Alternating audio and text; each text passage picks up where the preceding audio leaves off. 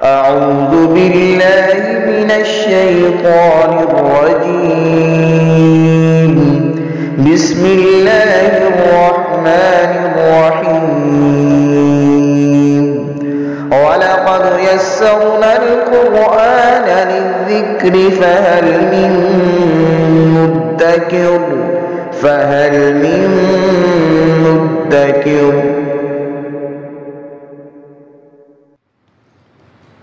بسم اللہ الرحمن الرحیم. سورہ بقرہ کی 214 نمبر آیہ مبارکہ ہے. اعوذ باللہ من الشیطان الرجیم. بسم اللہ الرحمن الرحیم. ام حسبتم ان تدخلوا الجنة ولما یأتکم مثل الذین خلوا من قبلکم مستهم البأساء والضراء وزلزلوا حتى يقول الرسول والذين آمنوا معه متى نصر الله ألا إن نصر الله قریب. آقا کریم صلی اللہ علیہ وسلم نے جب اعلان نبوت فرمایا بہت ساری مشکلات کا سامنا کرنا پڑا. مکہ کی زندگی دکھوں اور تکلیفوں والی زندگی. مشرکین نے جو ان سے ممکن ہو سکا انہوں نے اہل ایمان کو تکلیفیں دی. کئیوں کو شہید کیا، کئیوں کو خاص طور پر جو غلام تھے ان کو زد و کوب کیا. اتنا شدید تشدد کیا کہ وہ ایمان سے واپس پلٹ آئیں، ایمان کو چھوڑ دیں، لیکن وہ حوصلے اور صبر کا پہاڑ بن کے استقامت کے ساتھ کھڑے رہے. 13 سال کی مکی زندگی، مشکلات کی زندگی. پھر مدینہ جب چلے گئے وہاں بھی صورتحال ایسی ہے. غزوہ بدر ہوا، غزوہ احد ہوا. ایک دن آقا کریم صلی اللہ علیہ وسلم تشریف فرما تھے. صحابہ دکھ سہتے ہوئے، تکلیفیں سہتے ہوئے، آدمی اکتا جاتا ہے.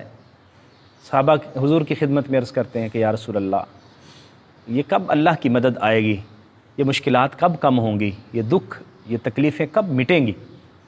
یہ تو مکہ میں ہمارے ساتھ رہیں، مدینہ آ گئے تب بھی یہ جان نہیں چھوڑ رہے. اسی طرح ہے. تو اللہ کی بارگاہ میں گزارش کیجئے کہ اللہ تعالیٰ اپنا فضل و کرم فرمائے اور یہ مصیبتیں، یہ آفات ٹل جائیں.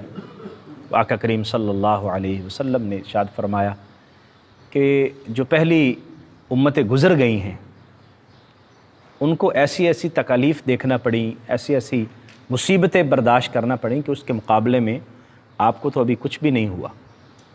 یعنی ہمیں ایسے بھی انبیاء کرام نظر آتے ہیں جن کے سر کے اوپر آرا رکھ کے ان کے جسم کو چیر دیا گیا، جن کو اتنا زیادہ پریشان کیا گیا، ان کو مارا گیا، ان کے جسم کے ٹکڑے کیے گئے. اسی طرح جو ان کے ماننے والے تھے ان کو دکھ اور تکلیفیں سہنا پڑی. تو صحابہ اکرام کو حضور نے تسلی دی. بہت ساری اور بھی آیات مبارکہ ہیں. تو حق کے راستے پر جو نکلتا ہے پھر تکالیف اور مصیبتیں پھر اس کو برداشت کرنا ہوتی ہیں. تو یہ آیات مقدسہ نازل ہوئی اور اللہ تعالیٰ نے حوصلہ اور صبر کی تلقین فرمائی اور فرمایا کہ پہلے لوگ جو ہیں ان کو بھی یہ آفتیں اور مصیبتیں آئیں. تمہارا کیا خیال ہے کہ تمہارے درجات جو بلند ہو جائیں گے اور تم اللہ تعالیٰ کے خاص قرب سے لطف اندوز ہوگے، اللہ تعالیٰ کی خاص مہربانیاں ہوں گی، وہ ایسے ہی ہو جائیں گے بغیر تکلیف سہے، بغیر مصیبتیں سہے؟ ایسا نہیں ہوتا. دکھ اور تکلیف سہنے پڑتے ہیں، رات کاٹنا پڑتی ہے، پھر دن کی روشنی نصیب ہوتی ہے. ام حسبتم، کیا تم نے یہ گمان کیا، ان تدخلوا الجنۃ، کہ تم جنت میں داخل ہو جاؤ گے، ولما یأتکم مثل الذین خلوا من قبلکم، اور تمہیں وہ مصیبتیں نہیں آئیں گی جس طرح کی مصیبتیں ان لوگوں پر آئیں جو تم سے پہلے ہو گئے. یعنی جو تم سے پہلے گزر گئے لوگ، ان کو جن مصیبتوں اور آفات کا سامنا کرنا پڑا تمہیں ان کا سامنا نہیں کرنا پڑے گا. مستهم البأساء والضراء، انہیں آفات آئیں، انہیں تنگیاں آئیں. وزلزلوا، اور ان کو جھنجھوڑ دیا گیا. حتیٰ یقول الرسول، حتیٰ کہ رسول نے کہا، والذین آمنوا معہ، جو ان کے ساتھ ایمان لانے والے تھے انہوں نے کہا، متى نصر اللہ، اللہ کی مدد کب آئے گی؟ یعنی یہ دکھ تکلیف سہ سہ کے ہم اب اکتا گئے ہیں. یعنی اب ہماری بس ہو گئی ہے، برداشت کی طاقت جو ہے وہ اب ختم ہو رہی ہے. اللہ کی مدد کب آئے گی؟ الا ان نصر اللہ قریب، سن لو خبردار اللہ کی مدد قریب ہی ہے۔ مطلب یہ ہے کہ انسان حق کے رستے پر دکھ اور تکلیفیں سہے تو وہ بھی اللہ کے قرب کا ذریعہ ہوتی، اور انسان کبھی ایسا نہیں ہوتا کہ اللہ تبارک و تعالیٰ ان کو بے یار و مددگار چھوڑ دے۔ لیکن اللہ کی مدد کب آتی ہے؟ جب انسان عملی طور پر دکھ اور تکالیف برداشت کرے۔ دیکھیے اللہ تعالیٰ نے غزوہ بدر میں فرشتوں کو نازل کیا۔ فرشتے آل عمران، سورہ آل عمران میں ہم پڑھیں گے 4 پارے میں، اللہ تعالیٰ کے فرشتے آئے غزوہ بدر کے موقع پر، دیگر مواقع پر بھی ذکر ملتا ہے، لیکن وہ مدینہ شریف میں نہیں آئے کہ صحابہ کرام مدینہ میں رہتے، نبی کریم صلی اللہ علیہ وسلم مدینہ طیبہ میں رہتے، اور اللہ تعالیٰ فرماتا ہے بس تم ادھر رہو، فرشتوں کو میں بھیج دیتا ہوں، وہ ان کے ساتھ خود مقابلہ کر لیں گے۔ اللہ تعالیٰ ایسا بھی فرما سکتا تھا، لیکن نہیں، مسلمانوں کو رمضان المبارک میں تپتی ہوئی ریت میں سے گزرنا پڑا، تکالیف برداشت کر کے مقام بدر پر پہنچ کے ان کو تلواریں نکالنا پڑیں، تب اللہ تعالیٰ کی مدد آئی۔ مطلب یہ ہے کہ عملی طور پر ہمیں کرنا پڑتا ہے، کام کریں گے، کوشش کریں گے تو اللہ کی مدد شامل حال ہوگی۔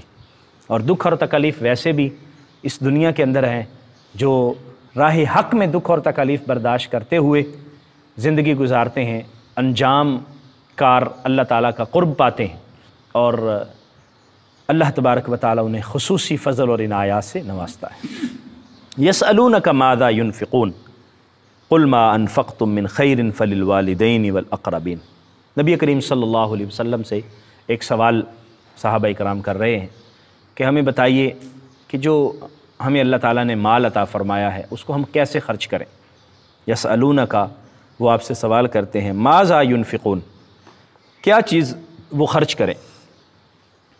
قل، فرما دیجئے، ما انفقتم من خیر فللوالدین، جو بھی مال تم خرچ کرو گے فللوالدین، تو سب سے پہلے اپنے والدین پر خرچ کرو، والاقربین، اپنے قریبی رشتہ داروں پر خرچ کرو، والیتاما، یتیموں پر خرچ کرو، والمساکین، اور مساکین پر، وابن السبیل، اور مسافروں پر۔ سوال یہ تھا کہ وہ کیا خرچ کریں، تو اس کے جواب میں یہ ارشاد فرمایا کہ فی الحال تمہیں جو بات بتانے کی ضرورت ہے وہ یہ ہے کہ تم نے خرچ کہاں کرنا ہے۔ اب ظاہر بات ہے انسان اپنا مال خرچ کرے تو یہ نہیں ہے کہ وہ باہر لوگوں کو بانٹتا رہے، لوگوں کی ضرورت کو دیکھتا رہے اور اس کے والدین حاجت مند رہیں، یعنی والدین کی ضرورت ہے، والدین کو نہ دیکھے اور باہر تقسیم کرتا رہے۔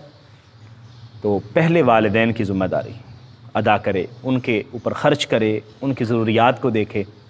پھر اس کے بعد جو قریبی رشتہ دار ہیں، قریبی رشتہ داروں اگر وہ غربا، مساکین ہیں، ضرورت مند، حاجت مند ہیں، نبی کریم صلی اللہ علیہ وسلم نے فرمایا کہ قریبی رشتہ دار پر خرچ کرنے کا اللہ دوہرا اجر عطا فرماتا ہے۔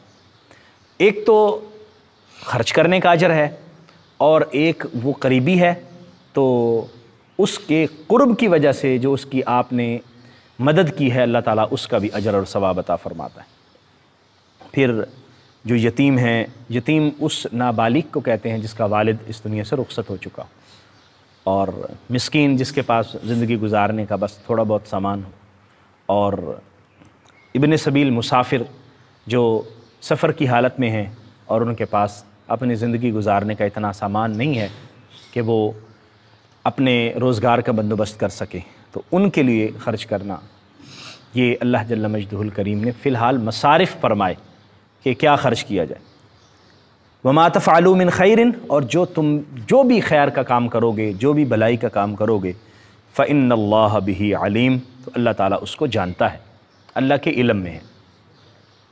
اللہ جل مجدہ الکریم نے انسان کو مال و دولت عطا فرمائی، تو اس میں سے خرچ کرنے کے مختلف مواقع ہیں۔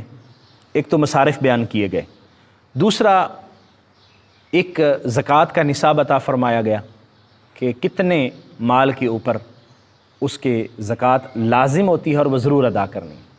وہ صاحب نصاب جو ہوگا وہ 7.5 تولے سونا اور یا 52.5 تولے چاندی یا 52.5 تولے چاندی کے برابر پیسے یا مال تجارت ہو تو اس پر زکوٰۃ لازم ہوتی ہے، اور اس پر سال گزرا ہوا ہو تو پھر وہ زکوٰۃ ادا کرے. یہ ضروری ہے، یعنی یہ انسان پر فرض ہے. لیکن قرآن مجید کے اندر ہے کہ ان فرائض کے علاوہ بھی انسان کے مال میں حق ہے. وفی اموالہم حق للسائل والمحروم، تو اس کے مال میں سوالیوں کے لیے اور محروم لوگوں کا حق ہے جو انسان ادا کرے.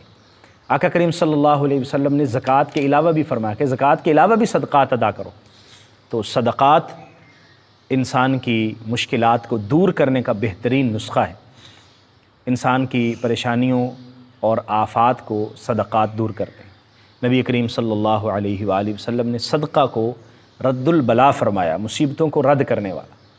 تو ہم روٹین بنائیں اپنی زندگی کا، کچھ نہ کچھ جیسے ہماری توفیق ہو سکتی ہے اللہ کے راستے میں دیتے رہا کریں. اللہ کے راستے میں دینے والے کبھی محتاج نہیں ہوتے، اللہ تعالیٰ ان کو مزید عطا فرماتا ہے. نبی کریم صلی اللہ علیہ وآلہ وسلم کی حدیث ہے، اور آپ نے فرمایا کہ سود کبھی بھی مال کو بڑھاتا نہیں ہے. قرآن میں بھی اس کا ذکر ہے کہ سود سے مال بڑھتا نہیں ہے. ہم ویسے ظاہری طور پر یہ سمجھتے ہیں کہ جب ہم سود لے رہے ہیں، اللہ محفوظ فرمائے، تو اس سے مال بڑھ رہا ہے، لیکن قرآن کہتا ہے سود سے مال بڑھتا نہیں. اور دوسری بات فرمائی صدقے سے مال کم نہیں ہوتا. اب ظاہری طور پر ہم مال جب دے رہے ہیں، صدقہ یا زکوٰۃ دیتے ہیں تو مال کم ہو جاتا ہے. فرمایا لیکن مال کم نہیں ہوتا. اور حقیقتاً ایسا ہے کہ جب انسان صدقہ و خیرات و زکوٰۃ ادا کرتا رہے تو اللہ تعالیٰ اس کے مال میں ایسی برکتیں عطا فرماتا ہے کہ وہ پھر ایسا محسوس ہوتا ہے کہ ابھی بڑا ہوا ہے. اور جب غلط اور ناجائز طریقے سے پیسے ہتھیائے، لوگوں کا مال ہتھیائے، تو وہ ایسے ختم ہو جاتا ہے، باقی جو مال ہوتا ہے اس کی بھی برکت ختم ہو جاتی ہے اور پھر ضائع ہو جاتا ہے، اور انسان سمجھتا ہے کہ میں اتنے پیسے تھے، وہ پتہ ہی نہیں لگے کدھر چلے گئے. تو اس لیے حلال کمانے اور حلال کھانے اور اللہ کے راستے میں خرچ کرنے کی بار بار تلقین کی گئی ہے. آج کے اس درس میں ہمیں یہ سمجھ آئی کہ اللہ تبارک و تعالیٰ نے ہمیں جنت عطا فرمانے کا وعدہ کیا ہے، لیکن حق کے راستے میں مشکلات کو برداشت کرتے ہوئے. ظاہر بات ہے آپ حق پر گامزن رہیں گے تو تکلیفیں سہنے پڑتی ہیں، دنیا کی باتیں بھی سننا پڑتی ہیں، بہت ساری چیزیں دیکھنا پڑتی ہیں، لیکن ان سے گزر کر اللہ تعالیٰ کی رضا نصیب ہوتی ہے. اس لیے ان مشکلات کو اور ان تکالیفوں کو خاطر میں نہ لائیں، برداشت کر جائیں، انجام اسی کا ہوگا. اور دوسرا، اللہ تبارک و تعالیٰ آپ کو مال عطا فرمائے تو اس کو خرچ کریں، اور اس کو خرچ کرنے کی ابتدا اپنے والدین سے کریں، اپنے اہل خانہ سے کریں، اپنے عزیز و اقارب، اور پھر اس کے بعد باقی فقراء مساکین جو ضرورت مند حاجت مند ہیں. اللہ کریم ہم سب کو عمل کی توفیق عطا فرمائے. آمین. وآخر دعوایا ان الحمد للہ رب العالمین.